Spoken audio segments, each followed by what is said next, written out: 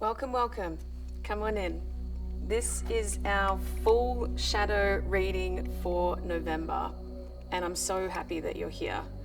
So we're not going to muck around. There is intensity in the air, and if you've been following some of the astrological transits, we've had a lot of death and rebirth. We've had a lot of Pluto themes, so I hope you're holding on. But Pluto themes are where shadow seekers go to have fun. So let's see the opportunity here. Let's see and extract the wisdom. And as always, a shadow reading prepares you for the uncomfortable themes that might come up over the next month. And as I've said before, that prepares you so that when you seek out change, you don't avoid the change just because it's uncomfortable. You remember, that's right. That was talked about in the reading. That's right. I have a card for that. That's right. I have a framework for this so that we can move towards the uncomfortable themes, unlock what the shadow is trying to express, heal it, acknowledge it, see it, and move through it. Now, so many people ask me, why do we actually do shadow work? Why would we go towards something that's uncomfortable? Why do we want to feel that icky feeling? It's because the opportunity for transformation is so big. So when we can take a seat back and look in the witness perspective, what does my life look like from a different perspective? If I took myself out of the hot seat of emotion and discomfort and turmoil, what would I actually see? And hopefully we would see an opportunity for your guides training you towards something. They are always working in the background. They are always working around you. They are always facilitating growth for you. But when we get too involved from an egoic perspective, then we go into victim mentality, and that will block all of the training that your guides are working so hard to facilitate for you. So if you have the Stalk Your Shadow deck, please follow along at home. We're going to do a 4-card reading. This is for all signs across November, but it's specific because it's only for the shadow.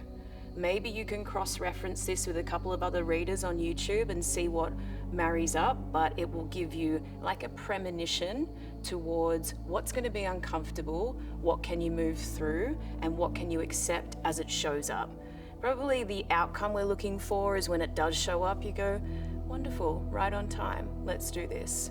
And as I've said before, if something uncomfortable knocks on the door, whether it's fear, guilt, shame, an old experience, a past wound, a hurt, when it knocks on the door, which means it tells you that it's time to be addressed, open the door, let it in, have a cup of tea with it, and say, what are you here to teach me? Rather than not answering the door, barricading the door, hiding behind the couch and saying, I don't want to. Yep, so remember that as we go through all of November. Okay, we're going to do at the top, for those of you that read yourself, we're going to do an anchor card. So the anchor card brings us a collective overall theme for the shadow that's going to present for all of you, because we're all in the same collective soup. So it doesn't matter what sign, what human design, what demographic, what culture, what place in the world that you're in, we are still in collective transits. So we are sharing some of these shadow themes, which I think is really important. And then we're going to do 3 cards underneath representing your 3D world, so your material world based on your physical survival. Your 4D world, which is your pivot point, the dream space, the subconscious. And your 5D world, which is really the expansiveness that we hope to be, and it's your multidimensional reality. It's that place where you get to experience more of the universe and be in that creative seat of control. So that is the place where we create our own reality. That is the place where we create our own abundance. But we have to stack it on top, the 3D and the 4D, to get to the 5D, and then we need to hold the new frequency. And that has a lot to do with how you take care of yourself, how you build up your resources, how you prioritize your needs, how you understand where your energy is going. That is a whole conversation within itself, but we're going to narrow it down to 1 card because it's beautiful just to offer this as free content to you guys. And please let me know if you're resonating. Please comment below, ask us a question, share about what's going on for you. And to get the most out of free content and to get the most out of these readings, go back and look over the parts that resonated. And if you want to timestamp those in the comments, you can. That really helps other people too, so that we can go through this collectively. take down some notes about what felt in your body like something that might have charge for you. That's generally your intuition saying, listen to that part, that's going to show up. And then at the end of the month, rewatch the video and have a look how it all lined up for you. And do the reflection process on, how did this theme show up? How did I move through it? What parts would I do differently? And how am I going to move forward with the wisdom? And then you're really extracting as much from the month and the shadow work as possible. So our anchor card for November is Stag. Stag's a really great card. It does represent that we are going through some kind of battle. There is some urgency or invitation towards leadership. But the brilliance with Stag is, it is not the time to full force, aggressive, hyper-masculine mode into the battle. The real beauty with the message with Stag is, you will develop the strength and the resilience and the respect and the honor over time. And it's about the way that you gracefully yet powerfully move through each battle. It's not about how big your weapons are. So from a shadow perspective, it's not how big the situation is or how much you overcome it. We're not looking to just survive the next hurdle here. We're looking to have a level of grace between the ups and downs. So for November, no matter if it's up, down, going well, going terribly, chaos, calm, it's really that wisdom and that understanding that we can weather the storm, we can come out on top, we can understand ourselves more. There's an invitation and a challenge, but your guides are training you. And we want a level of acceptance for that. So if there's any part of you that isn't in acceptance that challenging things might be really beneficial for your evolution, then maybe we can go back to the belief systems and say, why can't I accept that? Is there unresolved trauma there? Is there a story and a wound that's too big? Is there something I haven't addressed? Am I sitting back in the season of my life and understanding where the wounds and the discomfort are coming from? And am I addressing them, or am I just forcing my way through? So I spend a lot of time with my clients saying, hang on, we haven't addressed that. If you're triggered by it, we have to go back and have a look at the wound. Because if we push through, it's probably going to gather more strength like a snowball. It's going to gather more energy, and the next time the invitation comes through, it's going to be bigger. So Stag is a powerful totem. It's really important for shadow, but it is not a full force aggressive totem. It's completely different to a big cat. If you're going to go after a project, or if you're going to overcome a challenge in a big cat mentality, you would use a different level of resources. The Stag says all we have to do is get through a difficult season, and we'll develop wisdom, resilience, and strength over time. So keep that in mind for all of November. All right, let's look at your 3D life. And this is interesting. So talking about big cats, we have the tiger come up in the 3D.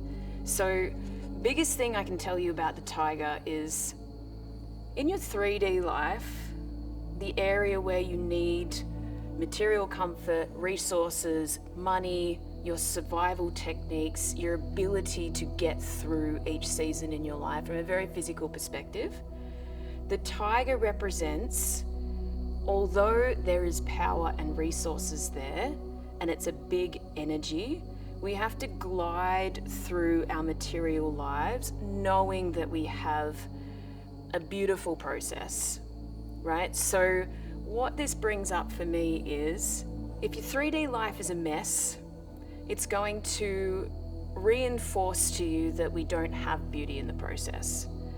It's going to require you to go back into stress to then fix all the problems and then try and overcome it to prove to yourself that you're strong enough. But instead of the yo-yoing back and forth and the constant fight and flight, how about we take a step back and observe, is there beauty in my methods, in the very small things? Is there beauty in the way I take care of my home? Is there beauty in the way that I tend to my money, my time, my energy? Is there beauty and strength and a little bit of strategy in the way that I manage my relationships? is there this grace and this power underneath? And is that displayed and expressed in the way that I do the little things? Not in the way that we do the big things. It's more in those little parts, the foundation of our life. So it might be a calling back to understand, what does my self-care look like? What does my home look like? What do my relations look like? Is it all falling apart at the seams? If that's the case, you might not have great belief systems around what you're actually capable of. So this is a tiger. This tells me that we have a lot of capacity and energy here, but we might be focusing it on the wrong things and in the wrong way. So do you have a belief system that you can't cope, that you're too weak, that it's not good enough, that I can't possibly reach these states of power and grace and acceptance? And if so, if you had the energy of a tiger through the jungle, if you were at the top, if you were the predator, which means plenty of food around, everything's taken care of, you don't need to worry about where you're sleeping at night, you're a tiger, you sleep wherever you want, right? You're relaxed. We need that kind of energy in the 3D world so that we can then develop mastery over the 3D, which is I've got all this basic habit forming stuff covered, and there's beauty in it. And there can be art in the way you do everything. There can be art in the way you make your coffee in the morning. There can be art in the way you tend to your relationships. There can be art in the way that your house is presented. There can be art in the way that your garden flourishes. Are we putting all of our focus and time and energy on the very foundation that will help us to evolve into higher states of frequency? That's what Tiger brings in. It's reinforcing that you do have the resources, you are strong enough, you have the power, but are we using that power consistently with an intention of grace and beauty in the small things? Now, the shadow question I often ask my Tiger students is, if you weren't going to get the outcome, would you still do it? So if you weren't going to get the fame and the money and the success, and if no one was ever going to see how beautiful your house was, and if no one was ever going to give you a medal for how beautiful the garden looks, would you still find beauty in the process? That is the unlocking link to Tiger. It says, if we act as if we've already got it, and it doesn't matter who sees it, and it doesn't matter if I get all the acknowledgement, I still feel that this is the most beautiful way I can tend to my life, then the Tiger power is unleashed. So remember that. That's the 3D perspective. So whatever that brings up for you, make some notes, and you might already be thinking about some actions or some perspective changes, and that's what we want from this reading. We've got a lot of big energy here, actually. So the 4D place is the pivot place. Think about the dream space. Think about a heart-driven life when it comes to 4D. It's somewhere that's meant to be a real pivot place for us. So if we don't have much time during the day to dig into subconscious themes, to go into the dream space, to speak to our guides, to listen to our heart, to see what it has to say about the direction in our life that we're going, then it will probably pop through the dream space to get our attention. So it's parts of the subconscious rising to the surface. Now, dream space is fine. It's always been a really ancient way of processing subconscious holdings. But the Jaguar says we can actually open those doors ourselves, figure out what is in the subconscious. Remember, the subconscious is like the background music to your life that was set from ages 0 to 7. You probably don't remember all of those things, but what got locked in your consciousness is in the subconscious. So in that background music, we have words, we have belief systems, we have people telling us things, we have our parents yelling at us, we have the world, how we constructed it as a young child. But the Jaguar says you can actually go in there and hunt for things. So you can go in and figure out, why does the background of my life cause all these outcomes that I don't particularly want? So why is my 3D life a mess?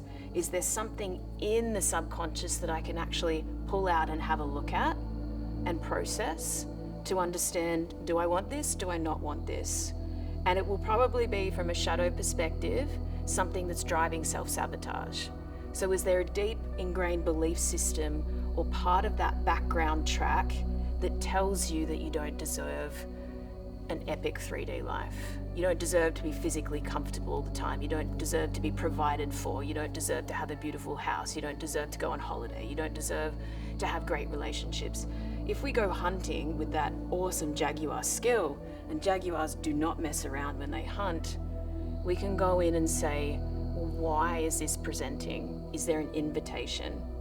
What is buried there that I can now release and say, no wonder. No wonder my house is a mess. No wonder my relationships are a mess. No wonder it's all falling apart, because there was a deep ingrained belief system in my subconscious still operating. So that is the level that we need coming into November.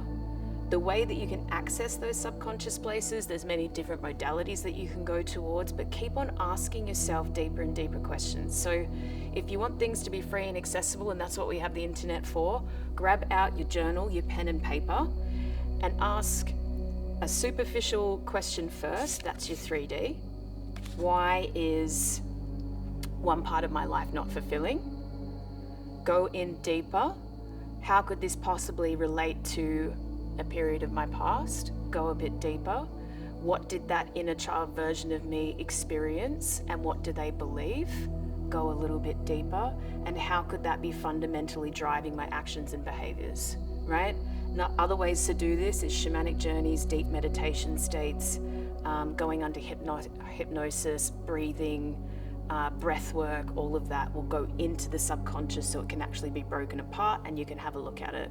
Another really cool way to do it, if it's more aligned with you, is to ask for the answer during the dream state and see if your guides will help hopefully incept it into your mind so you wake up with just a key. So it could be a memory, a vision, a feeling, a time, a place, an event, and then we work on it with the journaling and the strategic questions.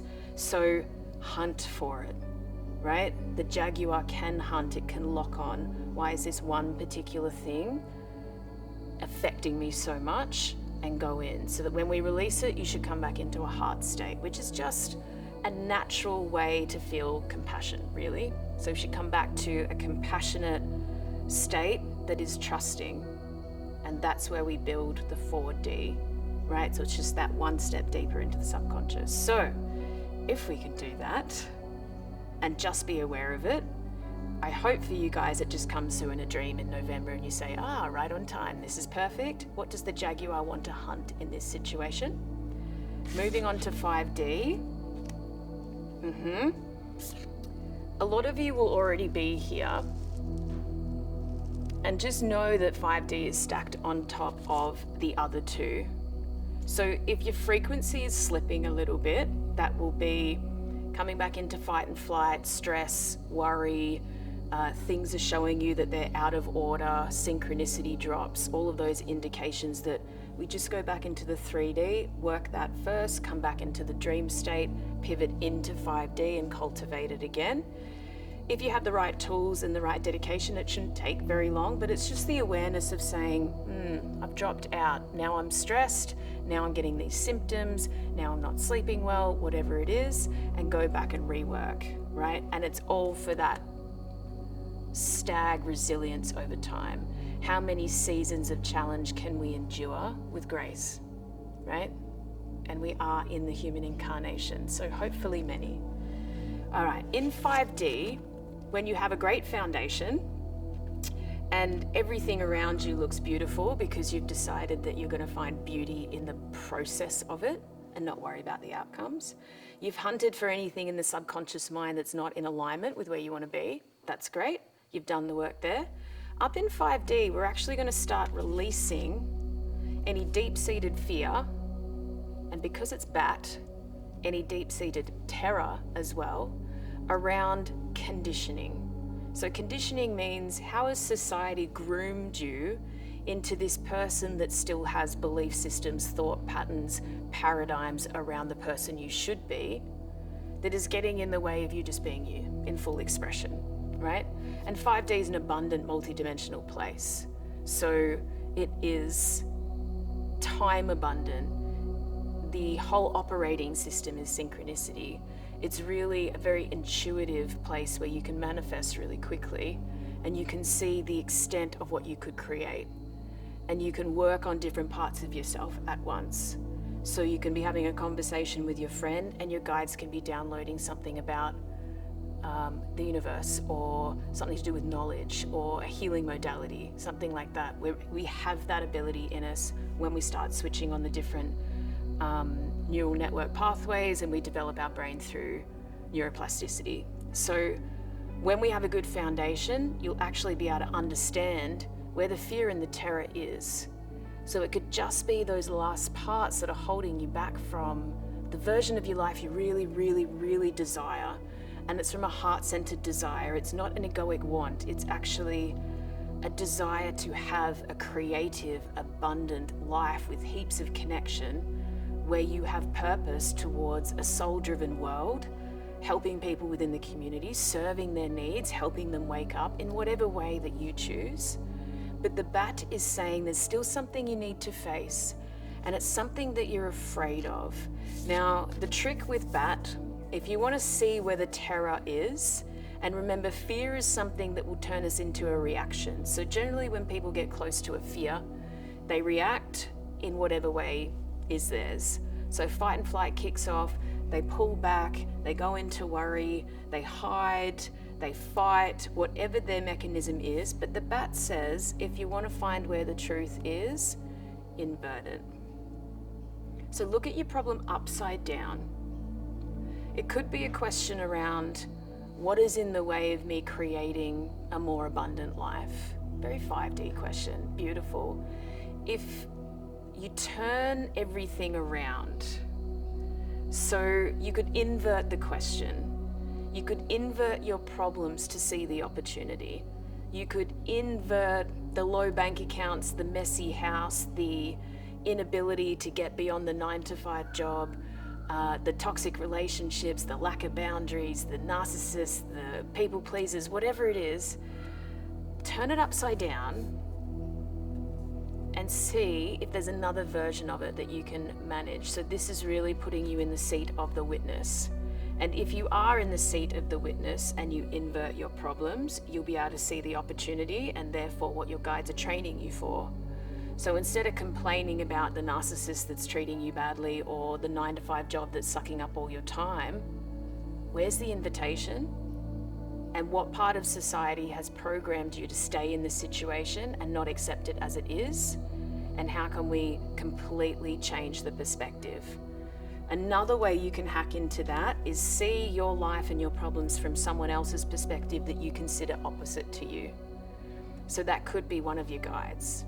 You know, someone or something that's not in human form, that is resonating with unconditional love, that has no physicality, no fears, no humanness. How do they see the problems? Do they just see it as an evolutionary seed of growth? Do they see it as a diverting along the path? Maybe they simply see it as, she'll learn, it's really good for her, right? This is the shadow perspective. Where in the darkness can we see the opportunity? Where in the darkness is our greatest evolutionary gold? Where in the darkness will we thrive if we can fully accept and face our fears head on? But the way to do it is inverted, right? So from a 5D perspective, it's really, actually, I can see it now. This is the wounding I've been needing to address. This is the belief system that doesn't look good. I can pluck that out of the subconscious. I can have a look at it. I can work on it. I can lay it out on the table and honestly ask myself, does it still serve me? Is it providing me the life that I always wanted? Is it providing me a life of abundance and connection? If the answer is no, we have a choice. We can change it. We can reprogram it. We can work on it. We can accept it. We can shower it in love. We can pull in our inner child and say, darling, what do you need? Why is this hurting you so badly? Why is what I'm doing making you react so much? And how can I integrate that? And how can I become a better version of myself? So once we build the foundation, you're going to invert your problems for the absolute mastery of the bat. The bat will literally go into the shadows and go into the darkness and say, here it is. This is what you're most afraid of. And guess what? That's completely outdated. That comes from your 8-year-old self that got bullied at school, or that comes from your 12-year-old self that got rejected by someone, or that comes from your 3-month-old self that got rejected by your mother or put into hospital or whatever it is. And we can very easily just go, oh, okay, I get it now. We can love that, turn our life back into perspective and move forward. So, remember this. The stag will invite you towards power and grace, long-term strength over time. There'll be many, many battles that you face. This is not the one that takes you out. This is not the hardest one. This is not the one that's going to need anything but your acceptance and your resilience and your understanding.